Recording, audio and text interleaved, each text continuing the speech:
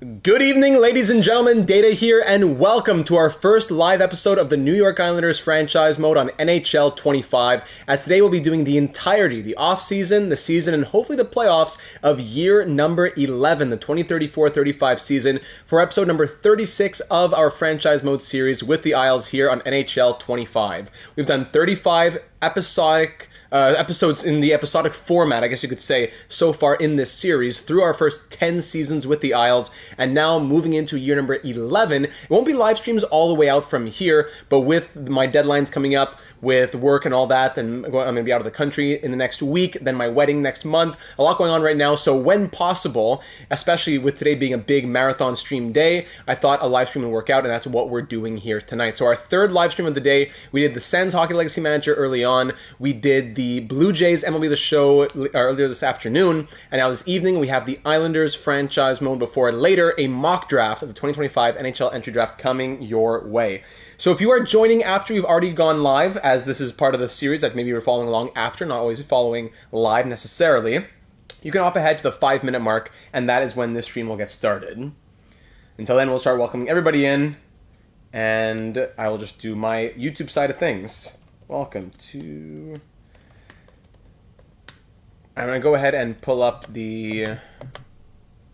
Actually, can I look at the stats from the last one? Yeah, I'll show you the playoff stats from the last one. Number 36 of our franchise mode series with the New York Islanders. That's it. Not much for the description. Keep it nice and simple because you don't know what's going to happen in this episode. Good evening, Gavin. Hope you've been feeling better over the course of the day. I'll leave the title vague, just year 11, so we don't know what's coming our way just yet. I put the thumbnail picture of Cole Eisman raising the cup from last offseason, or last postseason, excuse me. I thought that would be hopefully a good omen for us moving into this next season. We're hoping to go back-to-back, and what would be 3 cups in 4 years if we could win it this season. We'll try to take, our time, but also let's get through the episode because we have off-season, season, and playoffs to do. Hopefully it won't take 5 hours, but it will be a lengthy stream, I'm sure. Jenzy McKenzie, welcome back. Third stream of the day. Just taking care of the YouTube things quickly on my end before we are ready to go. NHL 25. Of course, these point totals you're seeing right here are without those of Bo Horvat and Matty Barzal, who both retired at the end of last season, which is definitely a big change for our team. We'll get into some of the AGM comments left in the last one before moving into the off-season plan, which I've already kind of mapped out a little bit in my mind. But of course, things will happen over the course of the episode, and you AGMs are here to add any of your thoughts along the way. There we go. Share it in the Twitter world, and then that will be it. Yes, so this is the third of 4 streams going up today, and we will be live again before the end of the night as we have our mock draft coming your way. So that takes us to about 3.5 minutes. Okay, we will get started at the 5-minute mark. So until then, we'll let's look at a few more things here. Okay, yes.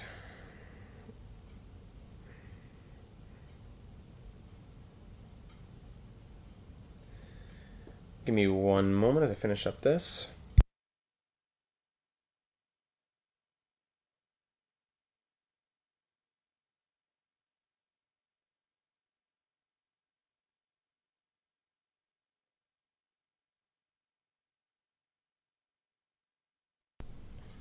Okay, so Brock Besser, of course, Igor Loktionov.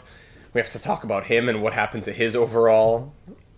We'll recap a bit of the offseason that was, but let's get rolling into the next season ahead. We'll have some comments to go through. And some adjustments to make now that we're without Bo Horvat and Matty Barzal. So yeah, another minute to kill. We saw that we won the Stanley Cup this past year.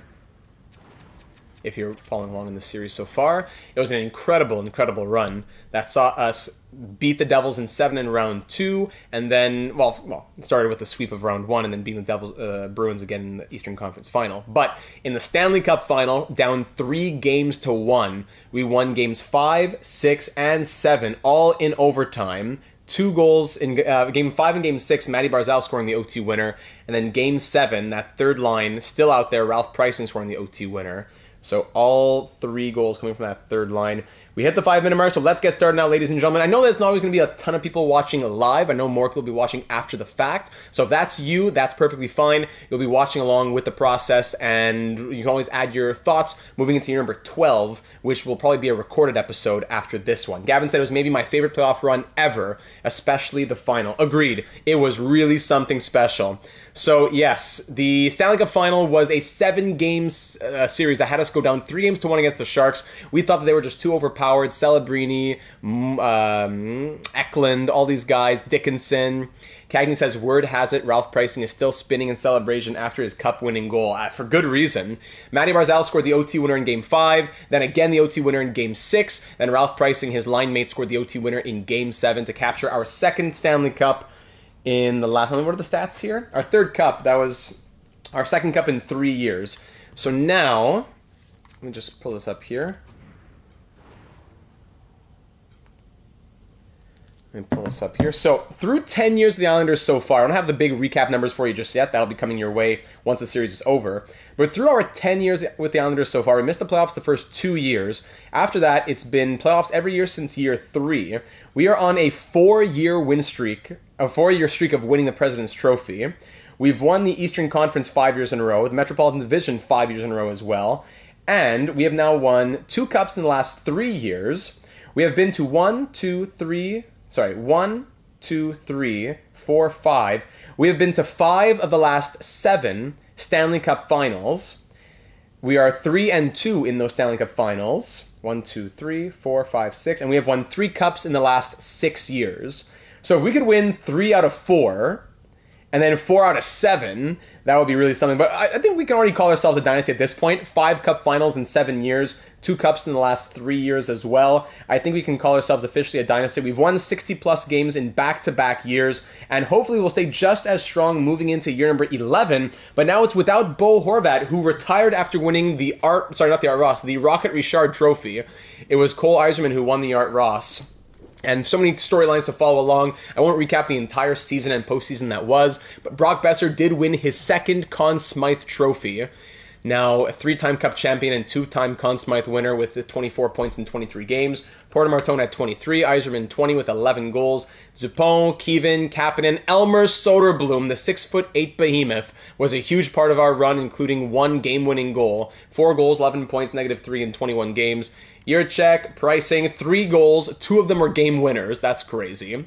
Hakana had 7, Delandria. Alexeev was disappointing, 1 goal, 6 points, -5. Hornqvist, Engqvist, Rasmus Sandin, likely his last season as an Islander. He's now 34 years of age. We picked him up early on in this series from the Capitals, and he ended up playing 1, 2, because we got him in... How come it was only 7? Really, only 7 games played that year? So it was 1, 2, 3, 4, 5, 6... Wait, playoffs. Season stats. I'm sorry. So we got him from Washington. Then he played 1, 2, 3, 4, 5, 6, 7, 8 seasons with the Islanders. Baby NyQuil, welcome to the stream, man. We'll miss you, Rasmus. Yes, we will. I've missed you, man. Good to hear from you. I'm sure it was a tough Stanley Cup final, I'm sure. But good to hear from you, buddy. Thanks for dropping into the live stream tonight. Rasmus Sandin, 8 seasons as an Islander, winning 3 Stanley Cups and being a huge part of our defensive core, our blue line, on that second pair for most of his time here as an Islander. Picked him up as, could he be that second pair guy? Yeah, I hope that he can be. And he became so steady. Don't get me started. Yeah, there's a lot we could talk about with the Oilers, I'm sure. Maybe NyQuil. So steady, 3 Stanley Cups, a playoff performer through and through. His first postseason, 7-7. Next year, 12-26, 10-21.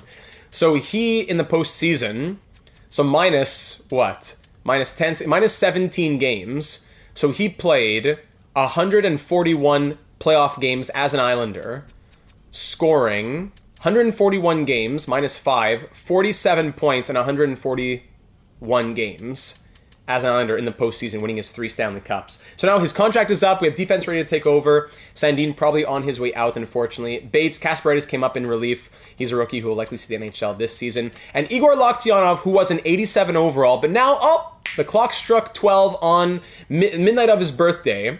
The magical pumpkin went back, the chariot turned back into a pumpkin, and now he's back to 79 overall. Because he had fringe starter potential, even though he had already won the Vezina Trophy, the Calder, the Jennings, all of this, 87, but fringe starter, therefore he drops back to 79.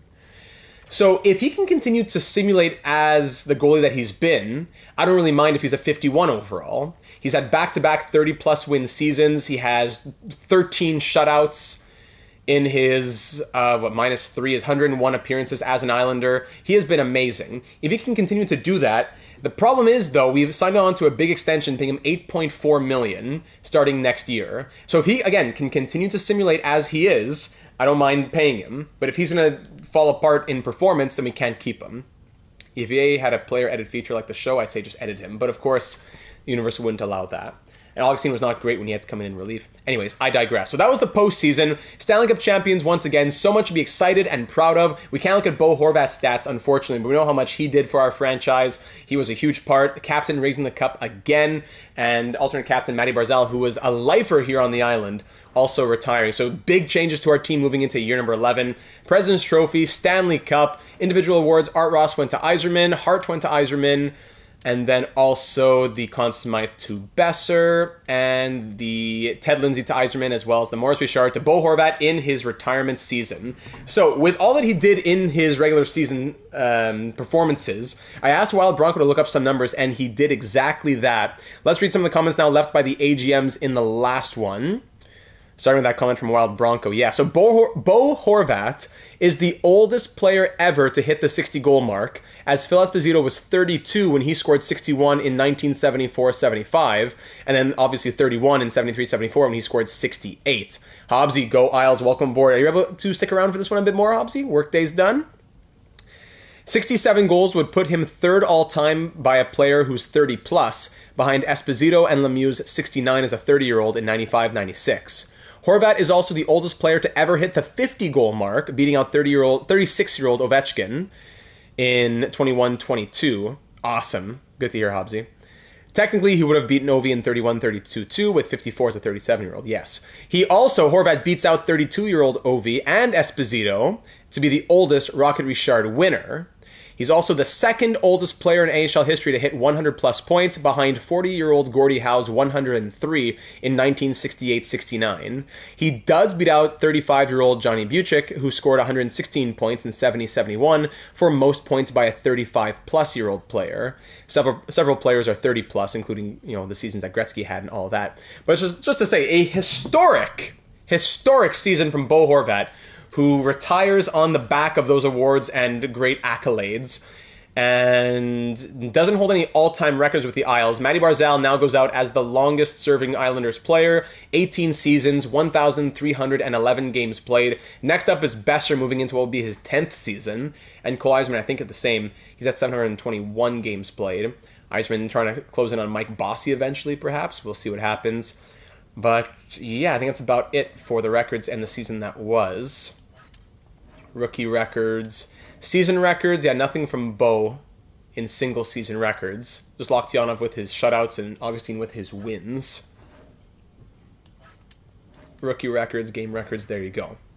So yes, let's continue on in the comments left by the AGMs in the last one. Also, if you're just joining, I know a few more have joined in the last few minutes. This is stream number 3 of 4 on a marathon day today. As with everything going on in my life, that I'm leaving the country in a week, and then I have my wedding in a month, then the honeymoon and all that, I'm trying to get as much content out to all of you as much as I can, even though the schedule is going to be tight. And I know everyone's very understanding, and I appreciate that. And I wouldn't call today like a big, like the wedding fundraiser stream or something. It really just was a marathon of, I want to get as much content out now that I have a free day, and that's what today has been. So feel free to donate and to join as a channel member, but we're going to save a big roundup wedding celebration stream for later on in July. Today's just more of let's pump out the content. So let's go back to the comments left by the AGMs in the last one. I'll keep it on the contract screen. Yes. So our big question moving into next year is who takes over that center spot left by Bo Horvat? Because Oliver Kapanen is great, whether he's first-line center or second-line center, but who's going to be the other guy in the top six? Because Hakana hasn't been super impressive, and Kasparaitis, let's say, is growing, and in the system, Breland will be that guy someday soon. He's growing, but we're at least a couple years away from Breland, not last year or the year after, I don't think, Breland being a top six centerman. Breland will be in the NHL soon enough, but top six centerman, not quite yet. So we need a guy who could play center. Mighty Joe just tuning in to say I won $270 and a 50-50 after investing $10. Other half goes to Ben. Wow. Okay. Congratulations to you, Mighty Joe. Have a little night on the town. My goodness. Okay. So yeah, we won't just need not necessarily a guy who's going to be there forever, but a guy who either he could be there for a long time and then Breland replaces Kapanen, or it could be a guy who's just a few years as a Band-Aid and then maybe could transition to a third-line center after that. I don't know. There's a few different ways we could go with it. So let's start off by looking at, let's see, Adams said, what a run. 3 OT goals in games 5, 6, and 7. Are you kidding me? Wow. I'm training for the wed dono wedding. Ace, Mighty Joe, come on, man, you're too kind. Herman the German Merman, one of our channel members, said, we call Elmer Soderblom the towering behemoth here in Detroit. I'm just so pumped to see him get a cup. You should have seen me fist pumping the air when that Game 7 OT winner went in. I thought the storyline couldn't get any crazier after the 72 overall Riley Stepan stepped in to win us the cup 2 years ago, but I think 3 consecutive overtime wins to win the cup in 7 games is crazier. Amazing year, and let's keep it rolling in the offseason. RJ says, rent was due for Loktionov in this one. Took his money and boom, 79 overall. Rent was due. Chris said, wow, insane ups and downs in this one. I am still in shock. So am I. Let's see what else. White Cocoa, Aiden said, I think we use all the trade assets we have with the first, Hakana, Alexeev, and maybe even Loktionov to trade for a couple of big pieces rather than trading them away from cap space and then going after free agents. So instead of trading them away and using the cap space, trade them away for the pieces themselves, says White Cocoa. We're thinking about also potentially trading for the UFA rights of Macklin Celebrini. There's also that guy Quincy Mallet. We're looking for agency in a moment. We could also just find someone who's on the block or someone who isn't already signed long term. A few ideas there. Awesome video as always. Thank you, White Cocoa. Halby check. Sorry, Yirka Halby, the Halby boys. I just love your energy, man. I hope I will get to newer consoles soon so I can play NHL 25 and newer versions in the future. The only thing now I can do is play NHL 24 while watching your franchise mode in 25. That works too. However, I wanted to ask if you're going to cover the NHL draft as well. I want to cover this comment because, yes, we'll be having a mock draft later this evening after the Islanders stream, so probably in a few hours from now, I suppose. But for live draft coverage that I usually do, I won't be in the country, so I'm not sure if I will or won't. Maybe I'll bring my equipment, but there's going to be a lot going on already that day, so I'm not positive on if we'll get to do live draft coverage just this year because of where I'll be on planet Earth. Next up, Caleb says, call me crazy, but I would consider David Jiricek for the vacant captaincy, as we now have just one alternate in Cole Yzerman, with Horvat and Barzal no longer here. He has been an absolute trooper and very consistent, not to mention his physical presence. I would like to think he always stood up for his teammates on the ice, even though we can't see that. Besser, also a good candidate, and so is Yzerman, but whoever we choose will deserve it. Jiricek gets my vote, just my 2 cents. Jiricek, I wouldn't mind one day, but I think there's still a bit of a sour taste in many people's mouths with David Jiricek after all the contract problems we had when we first wanted to sign him to his extension. We got him signed, but it was such a hassle to get him signed. Maybe, was that 3 years ago? Because he signed on for now 1, 2, 3, 4, 5 more years. So signed on for, was that 3 years ago with that deal? I think so. But he is committed to being here. It's just a big process to get him to be committed to be here. Let's see. What a comeback, says Pants Monster. Caleb also said, I'm a big fan of using our first round pick and a couple players, maybe Alexeev and Hakana, in a package to continue contending. If there's the right player on the block for our top 6, I say go for it. The draft picks don't really entice me, and we already have great prospects due to the expert drafting last offseason. Yes, that was a good draft. Hakana and Alexeev don't strike me as top 6 performers, and they could help a rebuilding team or even a fringe team looking to make a splash. Maybe even possibly find their game and flourish with a fresh start. Cagney also saying here in the live chat, trying to replace Horvat is a really huge decision. I do sort of like the idea of exploring trade options rather than just going with a free agent, though it does depend on what's out there. Yes, we'll see at the draft. We also have our money situation going back to Caleb's comment in our favor to sign a big fish. So the pieces have to fall in our favor, but I trust you and the other AGMs will do the right thing for this franchise. Even if we keep those two players and let them go, have a go at the top 6. And here comes Dan with the $9.99. Unfortunately, working night shift tonight. I hope things slow down so I can catch up later. Hope the stream marathon is going well. Much love. Dan, everybody drop a big clapping emoji in the chat for Dan, one of our channel members with a Kyle Wood emoji next to his name, that loyalty badge. One of our fantastic channel members in more ways than one. Appreciate you, brother. Thank you so very much for that kind donation and the even kinder words. Dono Dan saves the day once again. There he is. Finishing off with Caleb's comment, they either work, yes, okay. One episode, Barzal is forever an Islanders legend with those OT goals, and Horvat might just be top 50 after all, maybe even of all time. Yes. And I won't be able to read through all of Sam's comments. Sam left another tome in the comments. Oh my goodness, I wish I could read through it all. Wow, what a season, what a playoff run. The boys did it again. What a legacy from our original Islanders to leave behind. So I'm just going to run to the suggestion parts. The playoff run was incredible. A lot to look through in this comment. And Sam says, in terms of who I'd sign, who'd also be able to score a bunch of goals, now that we lost those by Horvat's retirement, would be Austin Matthews. He's probably our best bet for a short-term answer, and we'll get to a long-term in a later comment. Part 2, yes, we don't really need to compromise on the short-term if we can pick him up. So Sam saying also, as a Sharks fan, I can't advocate for signing Celebrini away from San Jose, no matter how tempting it is. However, I trust Data and the other AGMs to make the right decisions. This is just my 2 cents and have full faith in the right moves being made. Sam goes on to say we should trade Hakana and Alexeev. Neither is taking that step. We really need to mix up the bottom 6 and penalty kill as well. We'll be needing more cap space, and they're the easiest to move. Yeah, there's a lot more to say in this comment. I just want to make sure I get the right parts of. Loktionov regression, yes. Hakana, if we don't trade him, we should look at his defensive awareness. Yes, Huo was a great pickup too.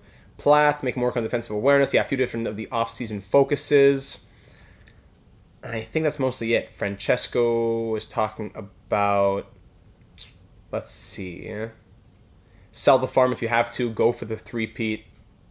Hakana, Alexeev are underwhelming, especially in the playoffs.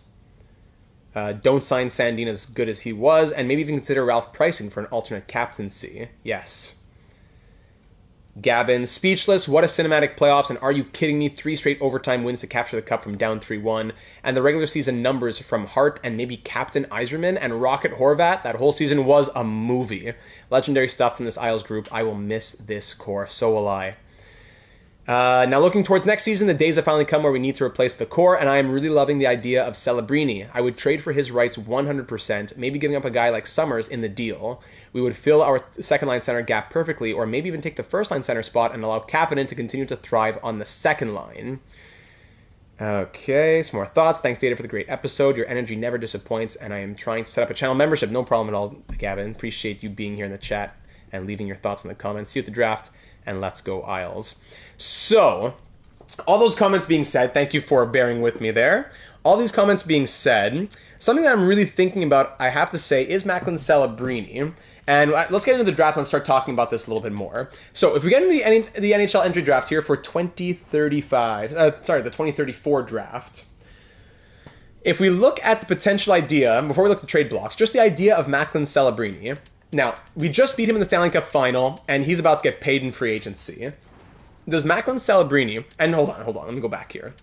So the Sharks have a ton of good players who were buried in their lineup. Quinton Musty was an 88 on the 4th line. Frondell, wasn't he on the 3rd line as well? Celebrini is an exciting option from free agents, though. Yes, he is, Cagney. Smith, Eklund, and Musty all have no move clauses. Macklin Celebrini has no clauses attached to him, and he's on an expiring deal at $7.13 million. Now, the San Jose Sharks have almost no cap space. They have $1.32 million in cap space. And when you think about who their expiring contracts are, it's really only Celebrini. Everyone else is signed on for beyond this year. The only other player not signed on is Havlat at 1.9, Palapuz at 1.8, and for the goaltending, Askarov with his big deal. That's it. So it would be almost a guarantee, I'd say, that Macklin Celebrini is not being re-signed by the San Jose Sharks. So if the Sharks know that they're not going to be keeping him because of the cap situation that they'll have, would they not want to get value from him right now? It's not like, okay, they're going to sign him and we're stealing him away as a franchise legend. No, he's about to walk to free agency. I'm 99% sure he's about to walk to free agency.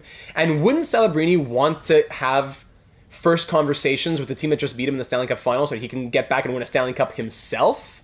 He's won the Calder, but no awards in his career. He's ready for his payday. He had 75 points last year, 57 the year before. He might not be the big first-line guy. He might not have been the big first-line guy, but now we might make him into that. 89 overall, 5 X factors. I'm willing to give that to Celebrini with his 5-star puck skills. At least guaranteed top 6, but a big role. Then the good news is as well, now you say, okay, well, what about Breland in the future? Well, Celebrini can also play left wing. Yes, he has 86 faceoffs, but center left wing, or any center in theory could play wing, but Celebrini is center left wing, which is also a very helpful thing to note. Horvat wasn't either, and we certainly did with him. Exactly. So Celebrini, acquiring Celebrini's rights, I should say, sounds like a very, very, very possible thing. Especially for the Sharks, who are knowing that they're going to let him walk, or have to let him walk, I should say. So the first pick in the draft, the Predators get this guy Brisebois, 82 overall, medium elite sniper. Antoine Brisebois. Nice stats.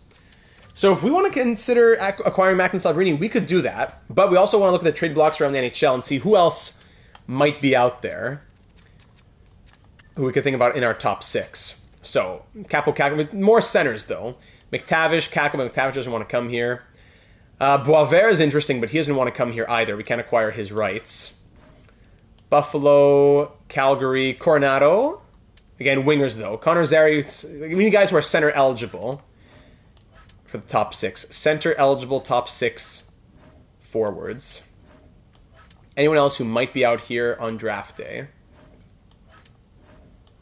Eli Tolvanen, Data 72 Hall of Famer, but he's a winger. Not seeing anybody yet. Senators, Flyers, Penguins, Sharks, Kraken, Blues, Lightning. And Boudens was another suggestion. We can go out and acquire him. Honestly, Boudens, I think it was in Sam's comment, Boudens does not inspire me at all. I looked at his stats from this past year. A year ago, I was interested. But now 35 points in 72 games, a negative 34. He got his ice time and he didn't perform. He's a 78 at 22 with a lot of trade value. Sorry, a 77 at 22 with a lot of trade value. I don't want to acquire a project like him who might plummet in trade value in a year. Drysdale on the block in Toronto, but a defenseman. Anybody else? No, looks like that's it. That is it. So it makes even more sense then to go after Macklin Celebrini here on the Sharks. So if we want to acquire Celebrini's rights, what will it take, San Jose? What will it take to acquire his rights? We just give you a first? A second even?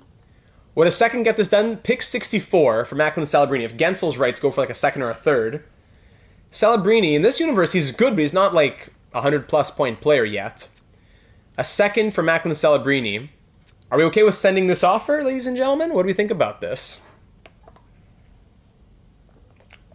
I don't know if there's anybody else we could think about acquiring, or if we need anything else, really. If Celebrini joins the forwards, he's 1, then 2, 3, 4, 5, 6, 7, 8, 9, 10, 11, 12. That's with Platt, Summers. Yeah, we're good in the forwards. Go for it, give it a shot, send it. Genzi says try a third first. All right. Thank you, everybody in the chat. Maybe a stagnating prospect they're interested in. Okay, I want a third, because trade value doesn't look right. Let's try a third and a stagnating prospect who they might want. Karamov, you're about to let him walk anyways, probably. Or even the rights to Sandin. Let's give Sandin a good home. Actually, no. I forgot. They have no money. So let's not do that. I mean, he's not even interested in going there anyways. Karamov, what did he do in the AHL this past year? Nothing special. Okay, so here's Ruslan Karamov. Oh, hold on. Ferkner. Going to the Seattle Kraken. 17-year-old. Beesh. 82 overall. Medium elite. So we try a third and Karamov. What do you say to this, San Jose? Trade rejected. We'll try second and Karamov, and then take a pick back, maybe. Second, Karamov, and I take back a 7th. What do you say, San Jose? Trade rejected. All right, second, Karamov. Still trade rejected. All right, all right, all right. Second, Karamov. We could toss in one other little piece then, I suppose. What else? Regula? He was a good 7th D, but Washington want crazy money. We'll have to let him walk it, I bet. So Regula, Karamov, and a second for Celebrini. Still rejected. We're giving you pieces you want here, guys. I'm trying to work with you here. I'm trying to work with you. 74-23, Milson. Reed Milson. Prefer to keep the centerman. Forstrom or Bellamy. Greedy, greedy, I know. Bellamy didn't get a lot of ice time. Former second-round pick Grinder. Jamal Bellamy. All right, we'll throw Bellamy in there. Now I'll make it a 3rd, though. Karamov, Regula, Bellamy, and a 3rd. This is a good deal for you. Come on. For the rights to Celebrini. Still rejected. Woof. All right, second, and take back a 7th. Just make me feel better. What do you say here? Still rejected. Straight up. Rejected again! All right, so let's stop playing games.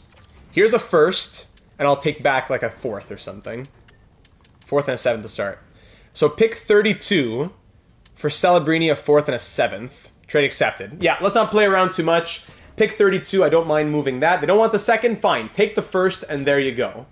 Thank you very much. We're not that interested in this draft anyways. We'll still pick later on and get some of the value guys later. Macklin Celebrini, not a guarantee that we're signing him, but I'm happy to give up the 1st. Happy. I'm willing to give up the 1st to get his rights and give it a chance, because I'm pretty sure that with that point production, he won't want like 15 million. I think we can get him for a decent amount. Small price to pay for Horvat replacement, says Cagney. Hold on. By the way, a medium top 6 playmaker goes 4th, and then a medium elite two-way forward goes 6th, 81 overall. Horrible pick by the Jets, who they couldn't afford that. Yeah, maybe more of a Barzal type. Medium elite 81 goes at pick 7. That is wild. Let's just sim the round. So let's see who would have been out here. We knew we weren't picking in the 1st round. High top 9 playmaker. Ouch. Medium top 6 forwards, top 4 Ds. And it drops off at the end of the top 9s as per usual, like clockwork. And actually, that the Sharks flipped that pick to the Wild. Is that it? Yes, they did, and a medium top 4 defenseman went. Huh. So now we want to trade from here in 64. Is there anything that we really want to trade up for?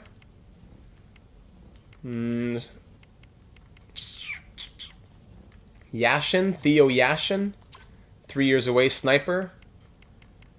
Some guys of interest, but we had such a strong draft last year, we can afford kind of punting this draft.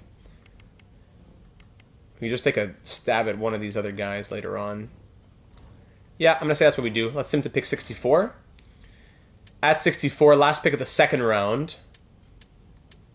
Yeah, not a lot in this draft. Seems like a bit of a weaker class. Low elite guy went there. No. I'm fine with not trading up to get any of those guys. So here at pick number 64 now, we could take medium backup goalie. No, thank you. Pinot. Ed Pinot. 4 years away, maybe a grinder, maybe low elite. No guarantees around here? 3-bar medium top 6, Landon Lyon. 4 years away. Could be top 9 for all we know. Low top 4D, Yoshi. Caleb Yoshi. Caleb Yoshi at 88 is my guy, probably. 88, and then one of these guys, low top 6. 88, I get 2 picks between the 88 to 90 range. So here's 64. This is, hold on, 65. So 66, 7, 8, 9, 10, 71, 2, 3, 4, 5, 6, 7, 8, 9, 10, 81, 2, 3, 4, 5, 6, 7, 8. Who has a few picks around here? Buffalo. No one picks more than once? No way. So I have to trade for separate picks probably. So we'll probably start with the Canadians. Sorry, with the Sabres at 84. So I'll trade you 64 for 84. You don't want the pick, though. That's the problem. Let's go to the Canadians instead. Do you want it? Yes, you do. There you go. I'll give you 64 for 85. Oh, but we can't trade draft picks because you're over the salary cap. Yeah, that makes sense.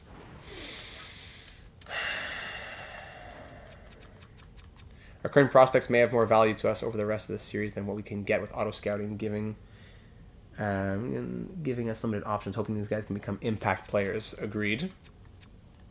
Lane Hudson making 20 million, yeah. Who's on an expiring deal that I can just take?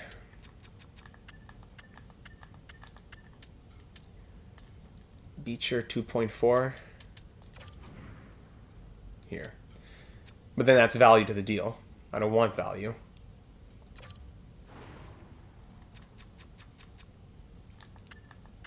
There's nothing you want here, right? Oh my goodness, forget it. Forget it.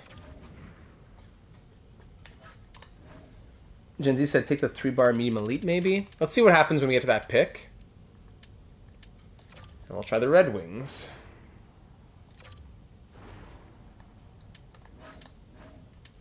They don't want our pick either. Okay, well, too bad. Paying us in 20 million is crazy. That's franchise mode. 64 for 86 and 150. Okay, a third and a sixth for a second. Trade accepted. All right, thank you.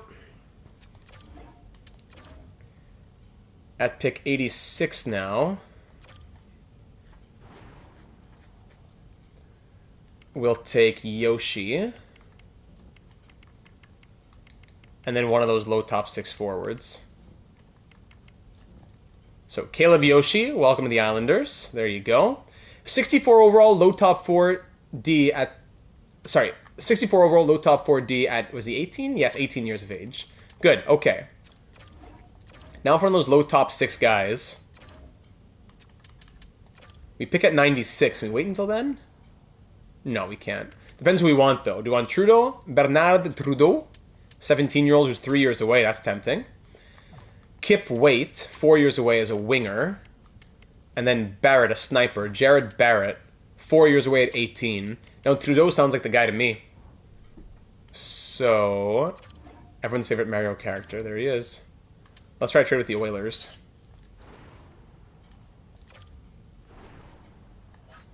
Yoshi. Yahoo! 96 for 90. And I'll throw in that 7th I got from San Jose. And you can give me your 7th next year? What do you say? Jack, quite close to fair value. Okay, I'll give you a 6th this year for a 6th next year. 6th next year. 3rd and a 6th for a 3rd and a 7th. There you go. Happy to accept the proposal. Thank you. By the way, you're getting a little bit of a lag on the stream here. As I'm watching it, I'm seeing a bit of a lag.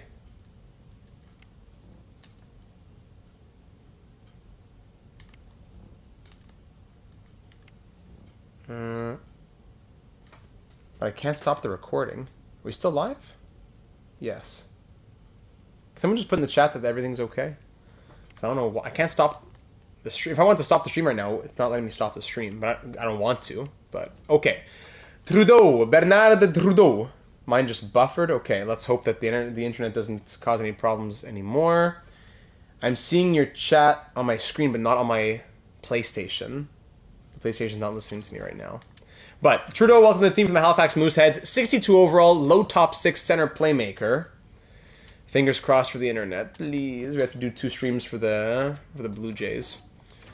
All right, next at 127. Oh, a medium elite sniper goes next. If only our scouts had done some work this year. Our scouts were horrible. I'm happy with the low top 6 centerman, but...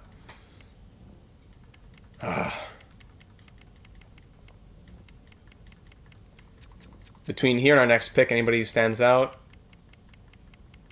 Doesn't look like it. Oh, and there's the stream.